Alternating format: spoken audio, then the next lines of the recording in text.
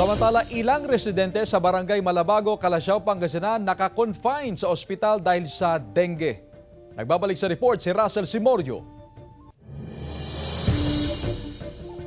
6 na araw nang naka-confine sa ospital ang 12 anyo sa si Adrian Navarro mula Sitio Bacul, Barangay Malabago, Calasiao, Pangasinan. August 21 ang una siyang makaranas ng mataas na lagnat. August 24 lang siya dinala sa ospital at nakumpirmang siya'y na dengue. Platelet niya kasi 30. Tapos may rashes sa katawan. Tapos tinakbo. Sabi ng doktor, dengue. Kasi masakit yung tiyan. Na-ospital rin ang 8 taong gulang na bata na kapitbahay nila Adrian. Isa pang senior citizen sa Sitio Bacul ang inoobserbahan matapos ding tamaan ng dengue. Lahat nagsimula sa simpleng lagnat.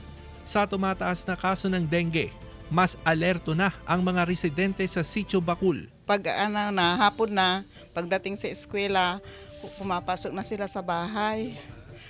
Mga apo ko para iwas sa dengue, isang mga lamok. Natatakot na yung mga bata, pati ako rin. Nagsasagawa na ng house-to-house missing operation ng Barangay Council. Katuwang ang Municipal Health Office. Target na mapuksa ang mga lugar na posibleng pinamamahayan ng mga lamok.